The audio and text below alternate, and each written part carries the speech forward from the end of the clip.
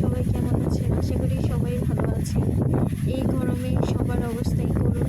ঠান্ডা, জ্বর প্লাস মাথা ব্যথা সব কিছু লেগেই আছে। তো আমি টুনটুনি সংসারে আবারও একটা নতুন ভিডিও নিয়ে আবার চলে আসলাম। আজকে আমি নতুন কিছু ট্রাই করব। আজকে নিজের হাতে আইসক্রিম বানানোর চেষ্টা করতেছি। তো বাজার থেকে আমি আইসক্রিম পাউডার, তারপর হচ্ছে ভ্যানিলা এসেন্স নিয়ে আসলাম। আমি আইসক্রিম তৈরি করার জন্য 2 চামচ আইসক্রিম পাউডার, তারপর হচ্ছে এটাকে একটু গরম দুধ দিয়ে মিক্স করে নিচ্ছি। এতে আমি 3 চামচ গুঁড়ো দুধ দিচ্ছি, তারপর পরিমাণ মতো চিনি আর একটু লবণ দিয়ে দিব, যাতে লবণটা দেওয়ার কারণে চিনিটা আপনার পারফেক্টভাবে মুখে লাগবে। তারপর এতে দিয়ে নিব ভ্যানিলা এসেন্স, দিয়ে আমি এটাকে অনবরত ভালো করে মিক্স করতে থাকব, যাতে পারফেক্টভাবে এটার ডোটা তৈরি হয়ে যায়।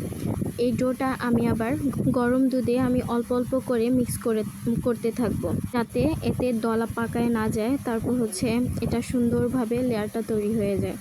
আর এখানে একটা ভিডিও আমার ডিলিট হয়ে গেছে, সেটা হচ্ছে আমি এই ডোটা অনেক ঘন করছিলাম। ঘন করার পর ফ্রিজে 30 মিনিটের মতো রাখার পর এটাকে ভালো করে ব্লেন্ড করে নিচ্ছি। প্রায় 15 মিনিট ব্লেন্ড করার পর এটা একটা ফ্লাপি ভাব হবে। এই ফ্লাপি ভাবটাই হচ্ছে আপনার মেন আইসক্রিমটা যতটুকু এটা হচ্ছে ফুলে আপনার পুরা বক্স ভরে যাবে। আর আমি যেহেতু অল্প পরিমাণ করেছি, তো আমার আইসক্রিমটা অনেক সুস্বাদু হয়েছে। যেহেতু প্রথম করেছি তাই অল্প দিয়ে ট্রাই করলাম, আর আইসক্রিমটা অনেক মজা হয়েছে।